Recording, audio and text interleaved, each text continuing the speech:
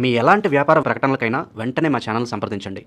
మహాదేవ నమస్కారం. మహాదేవ గురుగారు, అమ్మాయిలు కావచ్చు అబ్బాయిలు కావచ్చు, ప్రత్యేకంగా నల్లదారము మనం ఏ రోజు కట్టుకోవాలి, ఎప్పుడు తీసేయాలి, అసలు ఈ నల్లదారం కట్టుకోవడం వల్ల ఎటువంటి ఉపయోగాలు మనకు ఉంటాయి అంటారు గురుగారు?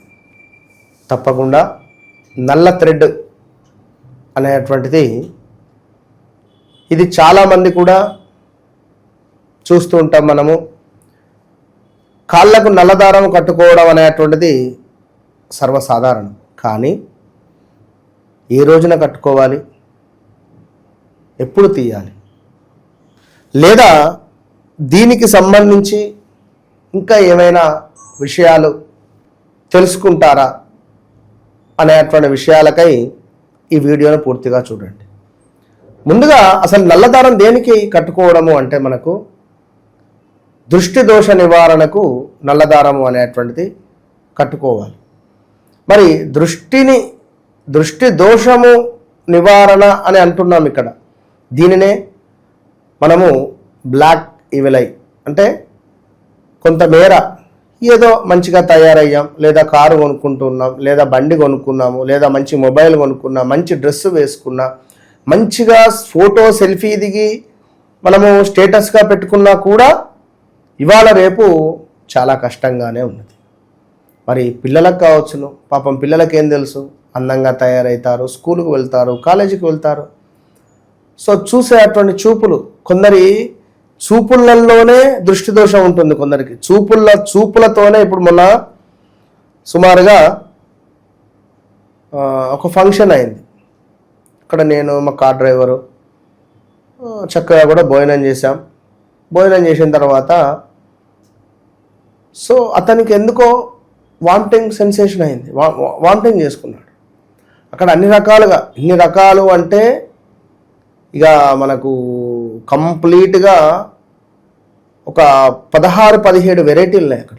వెజ్లో పన్నీర్ బటర్ మసాలా కావచ్చును, పాలక్ పన్నీర్ కావచ్చును, లేదా వంకాయ మసాలా, ఇట్లా చెప్పుకుంటూ పోతే దొండకాయ ఫ్రైతో అన్నము, గోంగూర రైస్, ప్రతిదీ మిర్చీలు ఎక్సలెంట్గా ఉన్నవి. తిన్నాడు పాప. అక్కడ ఎవరి దృష్టి దోషమో ఏమిటో, లేదా ఇంకేదో ఫుడ్ పాయిజన్ సెన్సేషన్ వచ్చింది, ఫుడ్ పాయిజన్.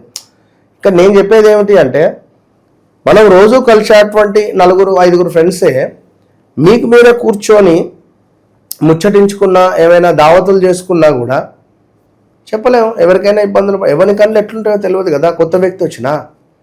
కనుక దీన్నే అంటారు నరఘోష. ఈ నరఘోష అనేటువంటిది మనకు తాకకుండా ఉండాలి అనుకుంటే ఈ నల్ల త్రాడు కట్టుకోవడం జరుగుతుంది, స్త్రీలైనా పురుషులైనా. మరి ఎప్పుడు కట్టుకోవాలి? అత్యంత శుభం ఏమిటి? శనివారం, అమావాస్య రోజు, మంగళవారాలు, ఇవి అత్యంత శుభాలు. అమావాస్య టు అమావాస్య మార్చుకోవాలి. నల్ల తాడు ఒకటే కట్టుకోవడం కాదు, దానికి సంబంధించి ముడులు ఒక 7 ముడులు వేయాలి. 7 ముడులను వేసి చక్కగా కాలికి కట్టుకోవడం ద్వారా నరఘోష, నర సంబంధిత ఇబ్బందుల నుండి దూరమయ్యేటువంటి ఛాన్స్ ఉంటుంది. ఎవరైతే ఈ నల్ల బ్లాక్ థ్రెడ్ కట్టుకునేటువంటి వారు ఒకవేళ స్నానం చేసే సందర్భాలలో ఊడిపోయినా మళ్ళీ శనివారమో మంగళవారమో అమావాస్య రోజు కోసమో ఎదురు చూడాలి, కట్టుకోవాలి.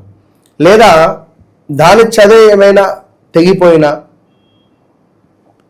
ఈ సమయాల కోసము ఎదురు చూడడము ఎంతో మంచిది అని చెప్పడం జరుగుతూ ఉన్నది.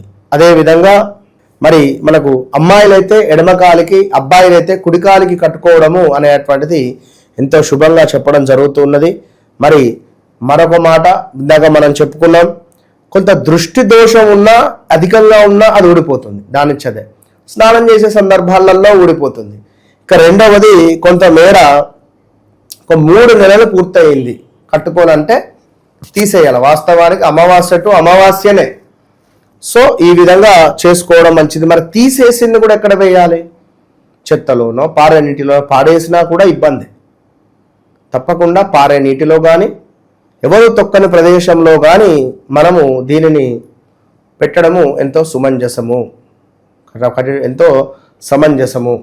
ఇది గమనించుకోండి. అదేవిధంగా తప్పకుండా కూడా నల్లదారం కట్టుకునే ముందు కుంకుమ, పసుపు, దానికి తప్పకుండా బొట్టును పెట్టుకొని ధరించడం ద్వారా అత్యంత శుభాలు వచ్చే పరిస్థితి ఉంటుంది. కొంతమేర ఏలినాడి శని, అర్ధాష్టమ శని, అష్టమ శనికి సంబంధించినటువంటి దోషాలలో ఉండేటువంటి వారు తప్పకుండా కట్టుకోండి.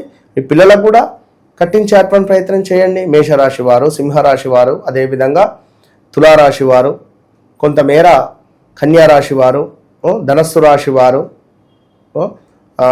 కుంభ మీన రాశి పిల్లలు ఎవరైతే ఉన్నారో పిల్లలకు తప్పకుండా నల్లదారాన్ని కట్టేటువంటి ప్రయత్నం చేయండి.